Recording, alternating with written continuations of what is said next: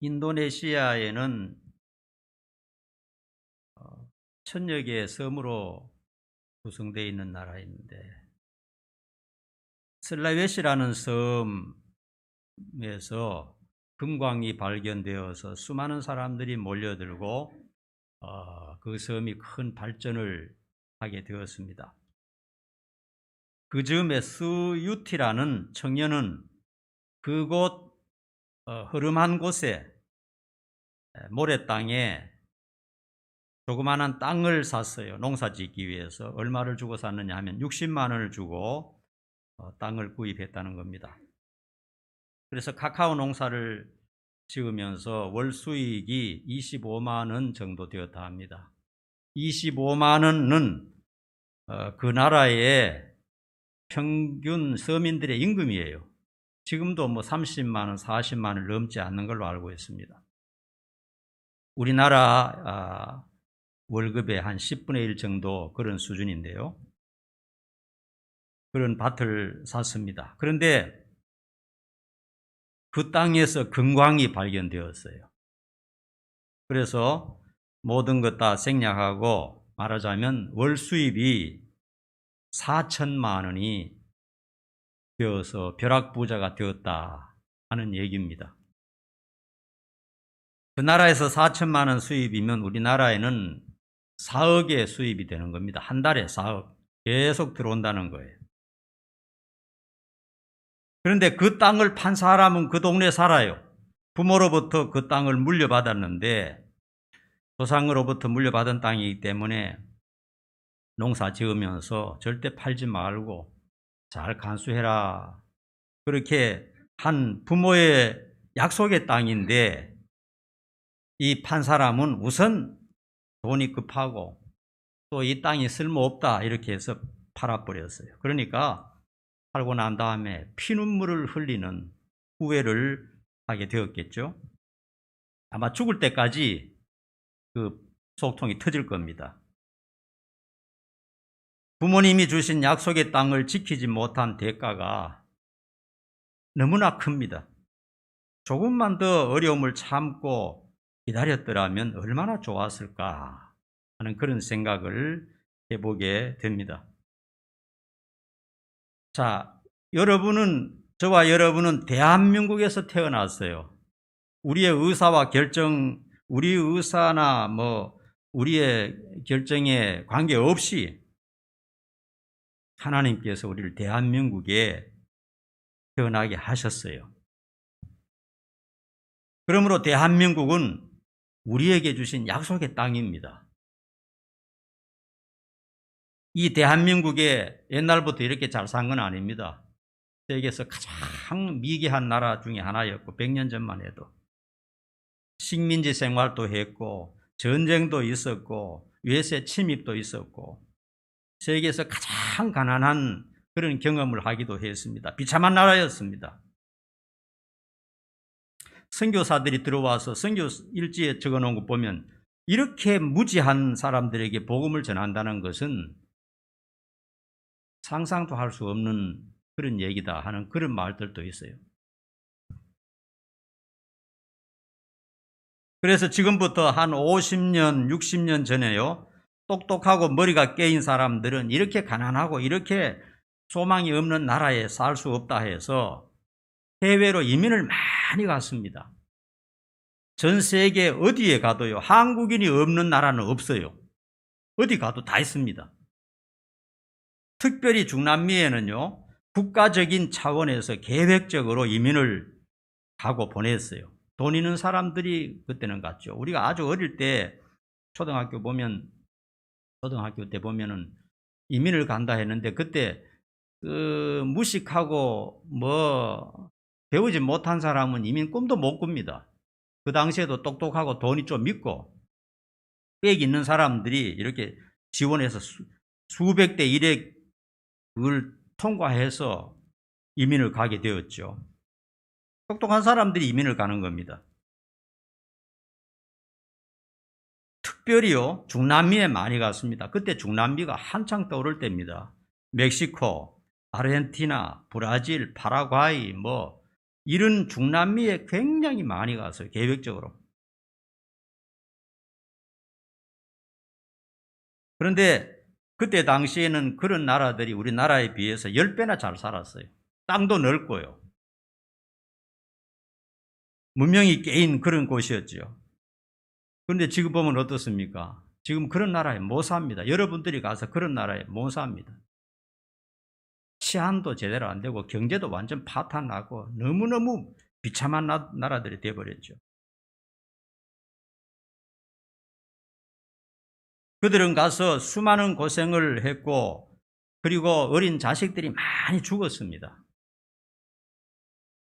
사람들은 어디에서 태어나든지 그 환경에 적응하도록 엄마 뱃속에 있을 때부터 면역 체계가 만들어진다고 합니다. 거기에 살 수 있도록 알맞게 그렇게 진화한다는 겁니다. 인간은.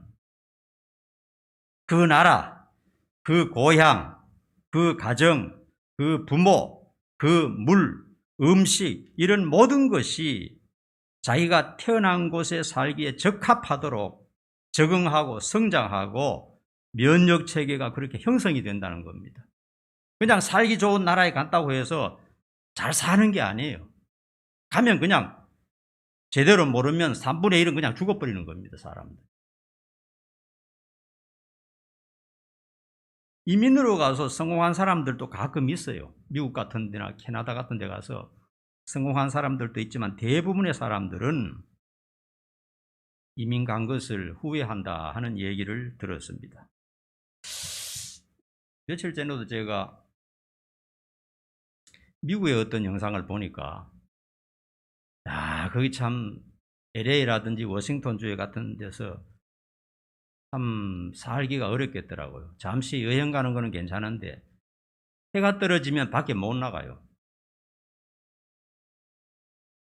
언제 맞아 죽을지 모르고 언제 모든 것을 뺏길지 모르는 겁니다. 그렇게 좋은 나라에도 그런 거예요. 그만큼 살기가 우리나라에 비하면 어려운 겁니다. 우리나라는 12시 새벽 1시 돼서 밤 돌아다녀도 얼마든지 자유를 누리고 아무 어려움 없잖아요.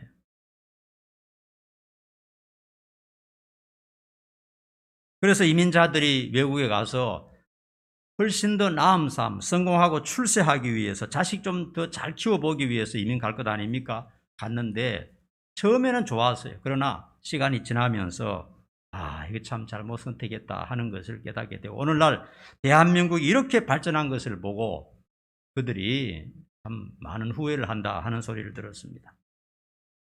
가난하고 배고프고 힘들어도 조금만 더 참고 기다렸다면 살기 좋은 날을 볼 수 있었을 텐데 이민 가서 그들은 죽을 고생, 노예 같은 생활을 했거든요. 미국이든지 어디든지요. 노예 같은 생활을 했어요. 그런데 그런 열정으로 한국에서 일했더라면 전부 다 부자가 되었겠죠.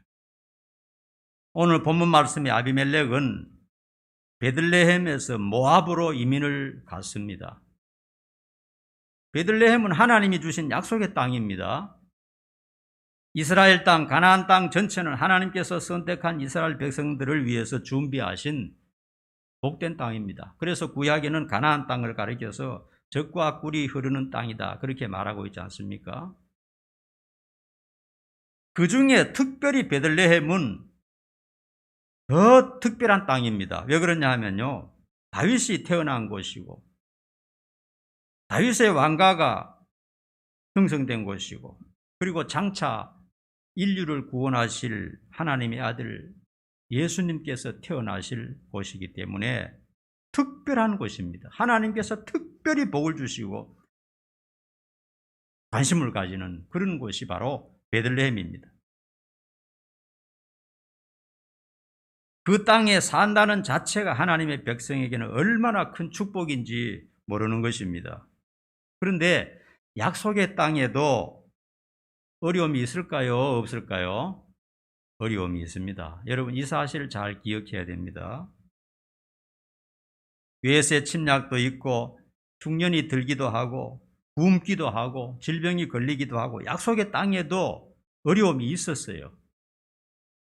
그래서 오늘 본문 말씀에 이 루키서에 보면 베들레헴에 큰 흉년이 들었습니다. 흉년이 드니까 그냥 사람들이 삶이 형편없어지죠. 그래서 아비멜렉은 똑똑한 사람이에요. 저 자식을 데리고 이민을 결심하게 된 겁니다. 여러분, 외국으로 가서 산다고 하는 그 생각 자체가 굉장히 어렵잖아요. 그죠? 보통 사람은 못하는 겁니다. 웬만해서는 못하는 거예요.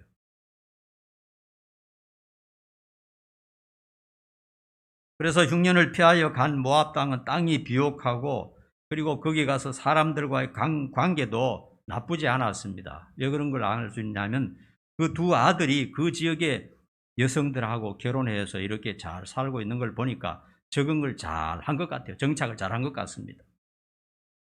처음에는 모든 것이 원만하고 이민을 참 잘했다. 베들레헴에는 전부 다 굶어 죽어가고 있는데 우리는 이렇게 배부르게 사니까 얼마나 좋으냐. 이런 생각을 했습니다. 어떤 면에서 아비멜렉은요, 자식들을 위해서 자식들을 좀 더 배불리 먹이고 자식들을 좀 더 교육 잘 시키고 자식들을 위해서 이민을 갔는지도 몰라요. 왜 그런가 하니까요, 그 아들의 이름들을 보면요, 말론이라는 이름의 뜻은 큰아들인데 병약한 이런 뜻입니다. 이름이 병약한 뜻이에요. 어릴 때부터 병을 가지고 태어났어요. 부모의 걱정이죠. 그리고 둘째 아들 기련은 나약한 뜻입니다. 이름을 그렇게 지었어요. 하나는 병들고 하나는 약하고, 그러니까 부모가 봤을 때는 자식들이 건강해야 되는데 자식들이 아프니까 참 걱정이죠. 그래서 좀 더 편하게 살고 좀 더 넉넉한 그런 곳으로 이민을 가서 자식들을 좀 잘 키워야 되겠다, 이런 마음을 가지고 이민을 간 것 같아요. 육신적으로 보면, 세상적으로 보면은 현명한 생각일 수 있습니다. 그리고 그 지역 사람들이 역시 아비멜렉은 똑똑한 사람이야, 역시 발빠른 사람이야, 아주 계획이 다 있어, 우리는 꿈도 못 꾸는데 저렇게 좋지 않은 것 봐, 아마 이렇게 칭찬을 받았을지 모릅니다. 그러나 그는 하나님에 대한 신뢰가 부족했다는 것을 알 수가 있어요. 다른 사람들은 어렵고 가난하지만 이게 약속의 땅이고 하나님이 계신 곳이니까 기다리면서 참았는데 얼마 후에 해결이 되었어요. 해결된 말씀이 나옵니다. 6절 말씀 한번 보십시다. 6절.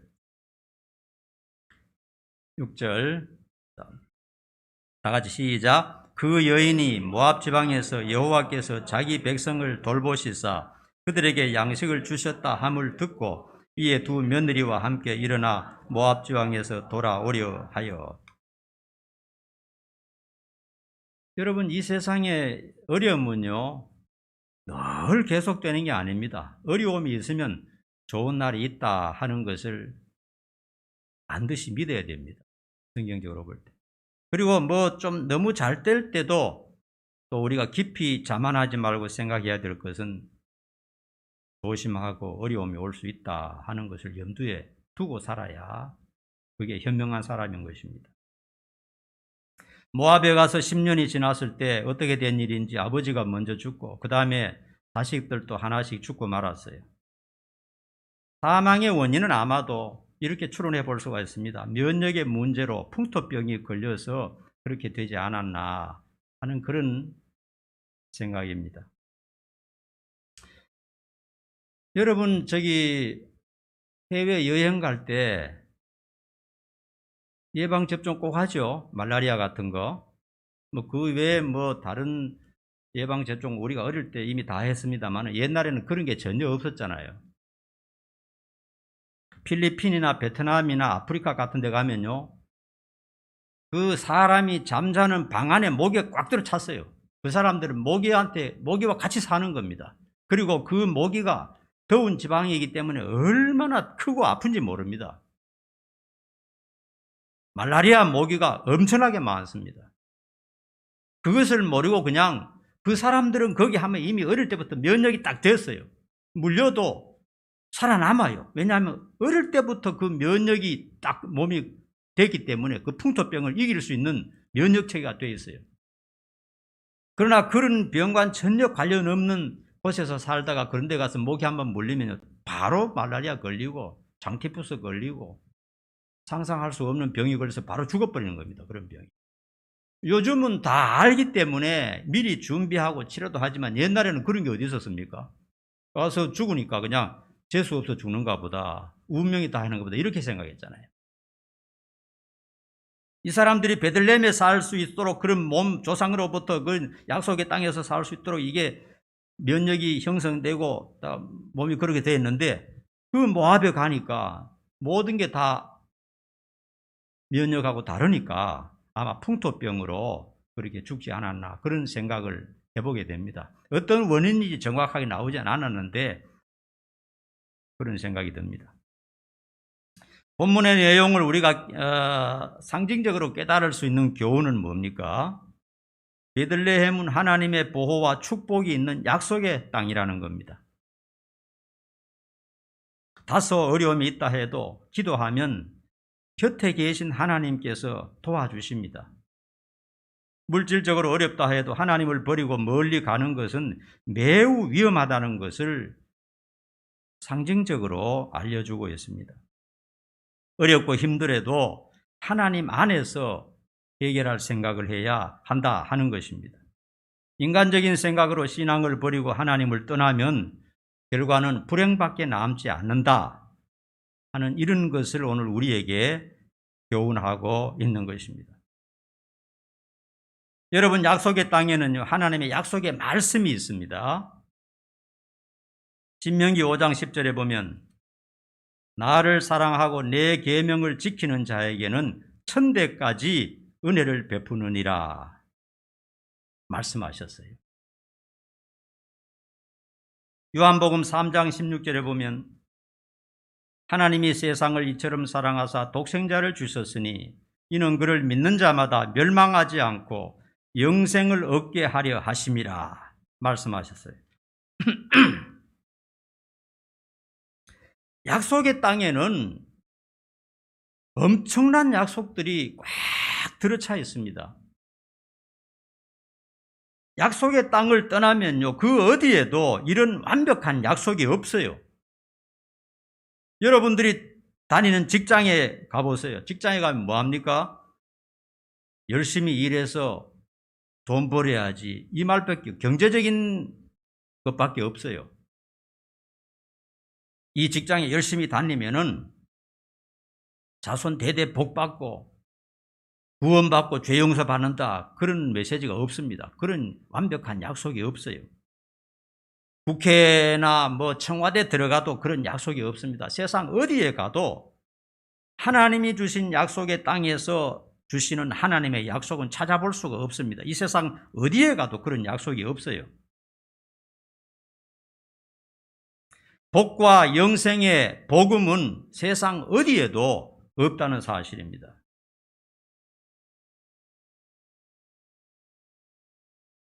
구약의 성도들은 하나님이 약속하신 가나안 땅에 들어가는 것이 최대의 목표고 비전이었습니다.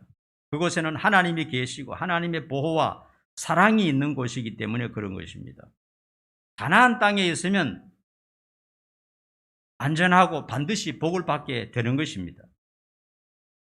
오늘 우리가 읽은 본문이 룻기 아닙니까? 룻이라는 여자에 관한 얘기잖아요.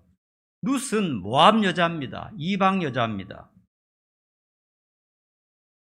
룻은 이 집에 시집와 보니까 깨달은 것이 있어요. 이 집에서 섬기는 그 하나님, 이 집에서 역사하는 엄청난 복이 있다는 것을 깨닫게 되었어요. 룻은 과거에는 모압에 있는 사람들처럼 우상 숭배하고 그 지역에 미신을 푹 빠져 있었겠죠. 그런데 여기에 딱 들어보니까 뭔가 이 집에 시아버지와 그 다음에 남편들은 믿음이 없어서 그냥 물질주의자이고 돈밖에 모르는데 룻은 딱 알았습니다. 보이는 것이 다가 아니다. 뭔가 엄청난 것이 이 땅에, 이 가정에 있다는 사실을 룻이 깨닫게 되었어요. 그러므로 남편도 죽고 뭐 소망이 없지만은 그냥 자기 시어머니를 따라서 이스라엘 땅으로 오지 않았습니까? 놀라운 축복을 발견했기 때문에 그런 것입니다. 하나님의 약속의 땅에 어떤 것이 있다는 것, 그 집의 남자들은 세상적인 눈을 가지고, 눈이 가려가지고 몰라서 다 죽어 넘어져 버렸지만은 룻은 그 복을 자기가 다 차지하게 되는 겁니다. 여러분 다 아시는 대로.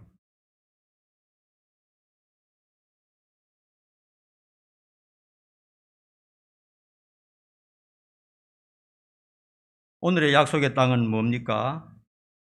바로 신앙생활입니다. 교회 생활입니다.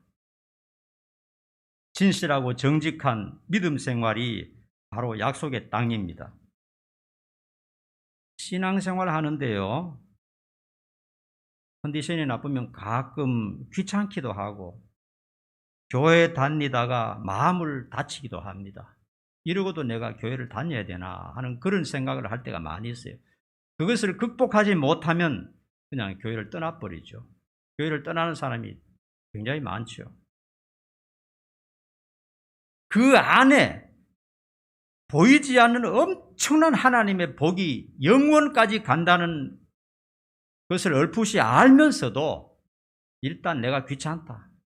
일단 내가 기분이 나쁘다. 마음에 상처를 입었다. 이런 것 때문에, 아주 사소한 것 때문에 그걸 넘지 못해서 그냥 약속의 땅을 버리고 떠나는 사람이 굉장히 많습니다. 믿음이 없어가지고요. 아비멜렉과 기럝과 나온 말론처럼요. 보이는 것이 다가 아닙니다. 여러분, 세상에서 가장 귀중한 기관이 교회입니다. 여러분, 이 사실을 알고 여러분 교회에 다닙니까? 아시겠죠? 교회는 보이는 것이 다가 아니고 영적인 네트워크가 연결되어 있는 곳입니다. 하나님의 역사와 보호와 능력이 살아있는 곳이 교회입니다. 제가 오늘날까지 살아오면서 분명히 깨달은 것은요, 교회보다 탁월한 곳이 세상에 아무것도 없습니다. 아무리 좋은 직장도, 아무리 좋은 정권, 국회니, 정부기관이니, 청와대니, 교회보다 못합니다. 이 세상의 모든 부귀 영화는요, 죽음과 동시에 모든 것이 다 사라져 버립니다. 죽음을 따라서 갈 수 있는 것이 아무것도 없어요.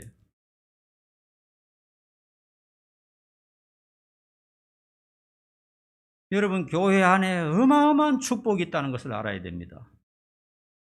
때로는 내 마음에 들지 않고, 때로는 내 마음에 상처를 주기도 하고, 때로는 귀찮기도 하고, 뭐 때문에 내가 교회 다니나 하는 그런 생각이, 부정적인 생각이 들기도 하지만, 이 룻처럼 생명 걸고 내가 이 땅을 붙잡아야 되겠다 하는 보이지 않는 영적인 능력이 있다는 사실을 알아야 됩니다. 보기에는 너무나 초라합니다. 보기에는 너무나 시시합니다. 그러나 교회 안에, 신앙생활 안에는 엄청난 하나님의 축복이 있다는 사실, 약속의 땅이라는 것을 절대로 잊어서는 안 되는 것입니다.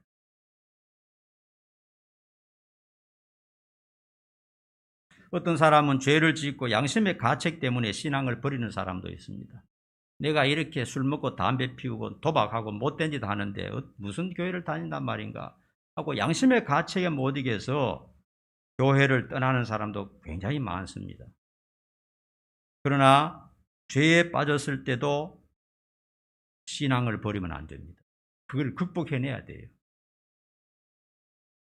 죄에 빠졌을 때도 하나님 붙들고 눈물로 회개하면서 회복을 해야 되지, 모르겠다, 그냥 세상적으로 살아버리자, 이렇게 하면 다 뺏겨버리는 것입니다.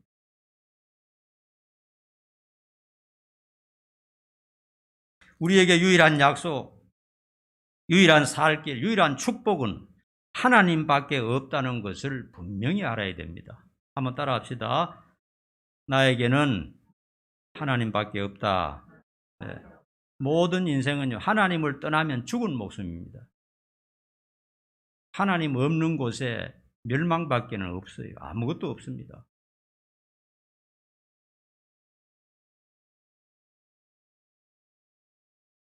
이 세상에서 아무리 성공하고 부귀영화 다 얻는다 할지라도요, 죽음 후에 아무것도 못 가지고 갑니다. 죽도록 여러분이 고생하고 일하지만 여러분이 죽음이 찾아오면 그 전부 그대로 놔두고 떠나야 되는 것이 인생입니다. 허무하지 않습니까? 금년에 들어와서 유명했던 사람들 여러 명 죽었어요. 우리나라의 제일 부자 되는 분도 돌아가셨고요. 과거에 날아가는 새도 떨어뜨리던 그 대통령들도 돌아가셨고요. 그리고 과거에 대통령 하던 두 사람은 의왕의 교도소에 아직도 갇혀 있어요. 허무하지 않습니까, 인생이? 죽음이라는 놈이 찾아오면 이 세상에 했던 모든 것이 아무것도 아니었구나 하는 것을 깨닫게 된다 하는 것입니다. 오직 하나님 안에서 올바른 신앙생활, 그것만이 영원히 지속되는 겁니다. 죽음 후에도 신앙은 따라가는 것이에요. 죽음을 초월하고 죽음을 능가해서 죽음 저편까지 따라가는 것이 신앙생활이고 교회생활이고 하나님을 믿는 거라는 것입니다. 그러므로 여러분, 작년부터 시작해서 금년까지 코로나 때문에 어려움도 많았지만은 신앙을 게을리하면 안 됩니다. 코로나로 전부 다 뭐 폐쇄하고 하니까 우리도 그냥 신앙 대충 하자 이렇게 하면 안 됩니다. 그러면 큰 손해입니다. 큰 손해. 수요일 예배나 뭐 또 우리가 오후 예배도 못 드리는데 이걸 못 드리는 것은 이게 정상이 아니고 여러분들이 매일 30분 이상씩 성경 읽고 기도하면서 큐티 한다는 걸 전제로 하고 그렇게 하는 겁니다. 그렇게 하셔야 돼요, 매일.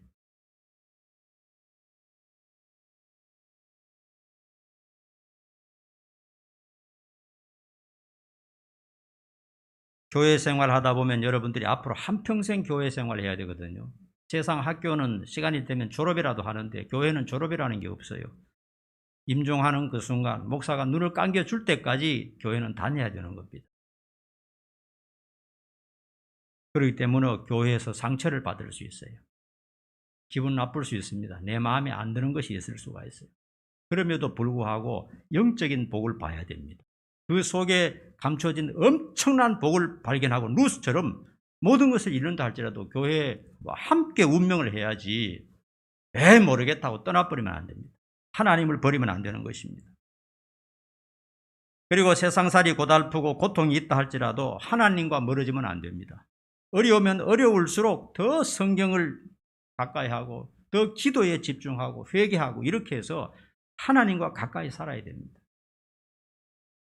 죽는 그 순간까지 절대로 하나님의 약속을 버리지 말고 신앙이 흔들리지 말아야 됩니다. 왜냐하면 우리가 대한민국에 태어나서 대한민국에 이 약속의 땅을 받은 것처럼 우리는 하나님의 자녀로서 영원한 생명을 약속으로 받은 것입니다. 그러므로 교회를 떠나서는 안 되고요. 신앙을 포기해서는 안 되고요. 하나님과 멀어져서는 절대로 안 되는 것입니다. 이것보다 더 중요한 것이 세상에 아무것도 없어요. 여러분, 어떤 사람은 참 가정이 마음에 안 들 수도 있습니다. 부부간에 마음에 안 들 수도 있고 부모와 자식 간에 서로 갈등할 수도 있습니다. 그러나 그 가정이 내 자신을 있게 하고 나를 키워주고 나를 교육시켜준 네트워크입니다. 그게 가정이 없으면 내가 어떻게 있습니까? 아무것도 아니죠. 내 마음에 안 든다고 그냥 가정을 가출해버리고 가정을 포기할 수가 없지 않습니까? 그 가정을 어려움 속에서도 잘 지켜서 끝까지 다 고수를 해야 되는 것입니다. 교회도 마찬가지고 신앙생활도 마찬가지입니다. 약속의 땅을 버리지 않을 때 결국은 큰 복을 받게 된다 하는 것이 오늘 말씀의 결론이 되겠습니다. 기도하겠습니다. 자비로우신 아버지 하나님, 남과 다르게 특별한 선택으로 우리를 하나님의 자녀 삼으시고 교회 생활할 수 있게 하시고 날마다 신앙생활 할 수 있도록 허락해 주신 하나님 감사합니다. 하나님을 버리거나 신앙생활을 버리거나 교회와 멀어지는 일이 없도록 붙잡아 주시고 어떤 어려움과 상황 속에서도 약속의 땅을 버리지 않고 끝까지 붙들어서 모두가 복받는 우리 성도들 되도록 도와주시옵소서. 예수님의 이름으로 기도하옵나이다. 아멘. 찬양하겠습니다.